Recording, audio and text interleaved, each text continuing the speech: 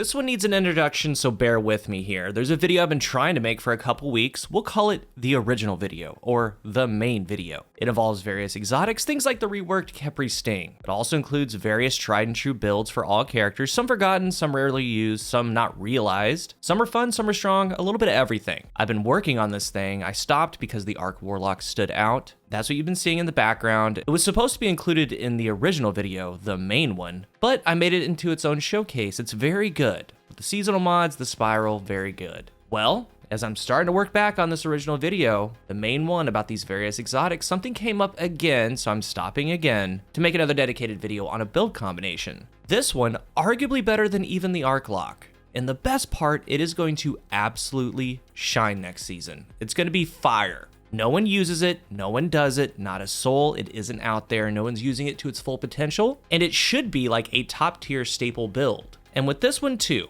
I can guarantee you, you will have success with it. All you have to do is try it. Thank me later, or hate me later, I get lots of both. And a side note, that original build video, the main video, is still gonna be made. It's taking up a lot of space on my hard drive, so expect it after this one later on this week, or shortly after, it's coming soon. This one has various levels of depth. We've seen it before, but a lot different. So I'm gonna start off peak, running and firing on all cylinders with a specific weapon, but there's so many alternatives, I'm gonna cover some of those too. There's a good amount of substitutes, so it's layered. The best, really good, different weapons. It's the adaptive frost build. I'm gonna start with the main weapon, what I believe, I've tested all of them. Surprisingly, that weapon is, drumroll, Jorm's Claw.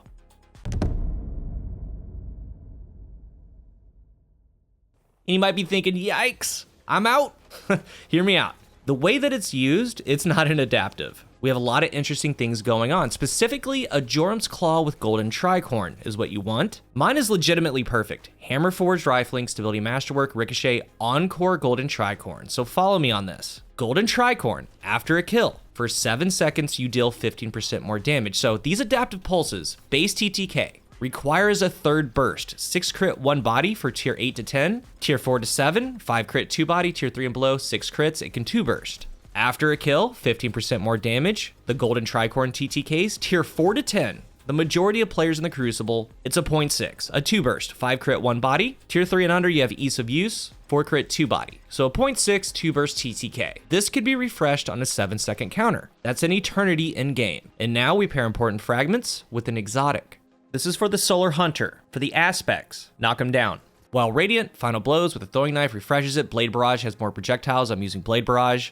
On your mark, after dodging, you get max stacks, so precision final blows grant you and nearby allies increased weapon handling and reload speed, stacks of 3 times. And I'm gonna have a dim loadout, just like a base loadout in the comment section. We have the Prox Explosive Knife, the Healing Grenade, and the Acrobat's Dodge. Dodging, you become Radiant. On the aspects, I'm gonna point out what you must have. Searing, I use it for recovery. Defeating scorched targets grants melee energy and creates a fire sprite. Must have Empyrean. Solar weapon or ability final blows extend the duration of restoration and radiant. Must have Benevolence. After applying restoration, cure, or radiant to an ally, you're granted increased grenade melee and class ability regen for a short time. So in a lot of clips, I don't have this on, but made the decision that it is necessary. I'm gonna show you. A must have, Solace. Radiant and restoration effects applied to you have an increased duration, and the final aspect is a near must-have, Torches. It's nice to have. Powered melee attacks make you and nearby allies radiant. I would do it. So just landing that explosive knife hit. Then we tie in the Frosties, and here's what's really cool, really powerful about what's going on here. Rapid cooldown, you just sprint. Increased grenade melee and dodge regeneration, and dodging increases sprint speed. On your armor, must have. Utility kickstart, then Reaper, with Recoup, better already, whatever orb pickups you want. That's pretty much it on the armor. You're gonna slot in Unflinching, Targeting, Reloaders for the weapon that you're using. High mobility, I'm at 9. You can do 10, you can do as low as 6 or 7. Higher is better, just hunter things. So let's break it down. The Acrobatic Dodge Radiant cooldown is a massive, generous 16 seconds. 00 counts, 15 is gonna be on your screen. The moment that you dodge, hit the ground, utility kickstart helped a little bit, 16 seconds, and while in Radiant, a base adaptive pulse, 2 bursts. So here's Radiant on a 390. Tier 4 to 10, 5 crit 1 body. Tier 3 and under, 4 crit 2 body, 0.6 TTK. For 16 seconds, you can do this. Once you dodge, 2 burst an enemy, you're now gonna have Golden Tricorn Radiant. Ups the damage to 40 per bullet, 120 per burst. Radiant and Tricorn combined. TTK. Absolute tier 10 is a 4 crit 2 body. for a 0.6. Tier 9 and below, a 0.53 with 5 crits. You're gonna be Radiant the entire game because of Frosties and your fragments. Absolutely stupid uptime. So how all this works together. When you do your Radiant dodge, you wanna do it on a teammate. Kickstart's gonna get some energy. Dodging on a teammate, you're now combining the Frosty cooldown with the Benevolence cooldown. So double time. You're 2 bursting, but here's the bread and butter. Jorum's Claw, a Solar Pulse, Solar Golden Tricorn. You're playing with extending 2 cooldowns because you dodge even if it takes you 7 seconds to find someone. The moment that you get it down, we have the fragment that extends Radiant with a solar weapon or solar ability Final Blow. So it's gonna bring back 4 seconds. Well, there's also the Golden Tricorn cooldown of 7 seconds that is constantly being up. And in a lot of this gameplay, we get going, get on the 2 burst streaks, the counters are winding down. I'll get a Final Blow, extend Radiant, reproc Golden Tricorn. Like right here, I refreshed it from 9 to 12. Golden Tricorn's up. Look at how much time goes by. We got down to 3 seconds. I'm still able to 2 burst. Then it goes back up to 7, and Golden Tricorn's back. What's so amazing about this, we have our original Radiant proc, and you're seeing some of that gameplay right now. How long it lasts and you can extend it is absolutely wild. And again, because of Frosties, just running around, you're gonna have it back again if you haven't extended it in your time frame. Like I'm talking there'll be 10 dead seconds with 3, 4, 5 on the Radiant counter, and I'll extend it another 15. And these adaptives, like I said, as long as Radiant's up, it's 2 bursting, and when Radiant isn't up, we have Golden Tricorn, which 2 bursts by itself, so there's a lot of play with this. And why I chose Jorum's Claw, like this one is Encore. So 2 bursting, 40 per crit, Encore times 4. When this thing's firing on all cylinders, it is 84 range, 100 stability. So right now, this thing reaches out and touches and still 2 burst as an adaptive. And once you start getting 100 stability with those 2 taps, it's amazing. And once range is normalized in Season 22, 84 range is gonna be fantastic. And you have more damage, so it's actually reaching out even further than that. And the downtime on the Solar subclass with the Radiant Hunter, make sure that you dodge on someone because Kickstart's gonna kick in, Benevolence is gonna kick in, and then you're gonna start sprinting.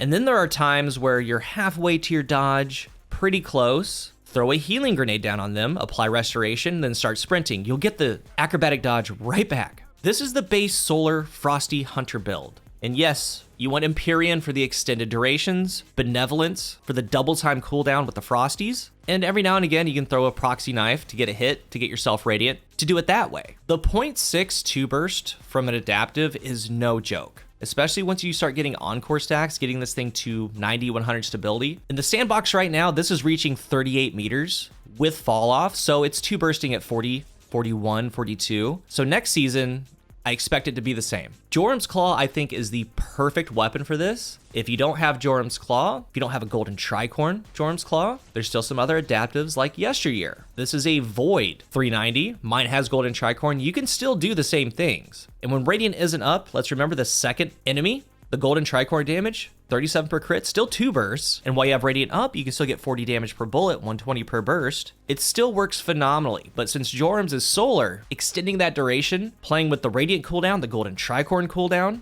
all your cooldowns because of Frosties, that's where Jorum's kind of sets itself apart, which is crazy. And that base setup for the Frosty Radiant Hunter, with those aspects, you could still use something like Vex Mythoclast. And with Radiant, at base, it's a 4 crit 2 body for a 0.75. Tier 6 and below, 5 crits for a 0.6. Then with the Catalyst, more damage. That's 20% increased damage, along with accuracy and stability. So the Catalyst, calculated balance, with Radiant, is a 0.6, 4 crit 1 body, tier 9 to 10. Tier 1 to 8 is a 3 crit 2 body for a 0.6. Melting. And it's gonna have the same rules that applied to Jorum's Claw. It's a solar weapon, it can keep refreshing. And that damage profile is 47 per crit, and I believe that that's the original Destiny 1 damage. It's that type of melt. Added another solar weapon like Stars and Shadow. Because it is solar, you can extend the radiant duration, and a high impact pulse, tier 7 to 10 is a 4 crit 2 body, 0.67. Tier 6 and below is a 0.6, 5 straight crits. And with all of these, there's still Forge's Pledge, there's Syncopation. As far as other adaptives, some of them have Kill Clip, some of them have Headseeker.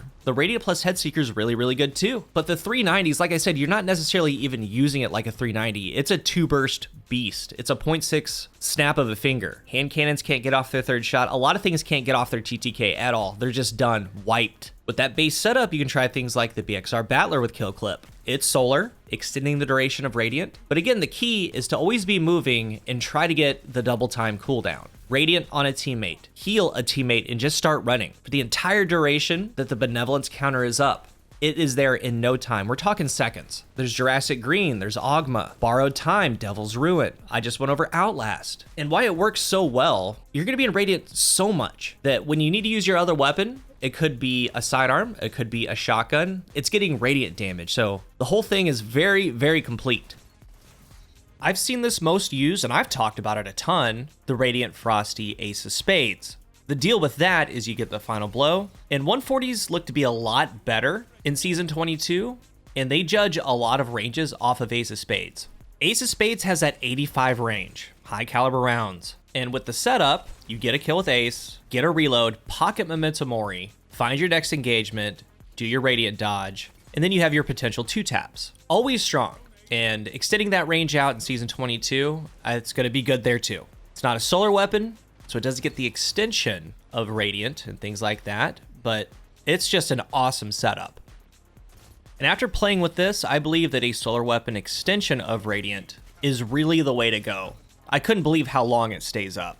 And who knows where next season's going to take us? I mean, maybe in your vault, you have something like I do, this Summoner with Golden Tricorn, Solar AR. And Golden Tricorn ×1 with Radiant, like I've been doing with Jorum's Claw, is also a 0.6 TTK with this AR, 7 straight crits. Tier 6 to 10, tier 5 and below, it's 6 crit, 1 body for a 0.6. Igneous Hammer Solar, maybe do the old school Killing Wind Rampage. Rampage and Radiant together, you can 2-tap tier 6 and below, 0.5 TTK. There's high impact pulses in general, like Messenger. The sky's really the limit. And as I started with, I tried this with a ton of weapons, but Jorum's Claw, as crazy as that sounds, and it's something like when I did the review for it, I was like, if your shot is on, like I said, you're 2-bursting anything after you go Radiant, and with Radiant and Golden Tricorn, playing with those 2 counters is brutal. If people rush you, you have Radiant on your other weapons, you have the Shutdown Blade Barrage, that's what I've been running. Really, really enjoying it.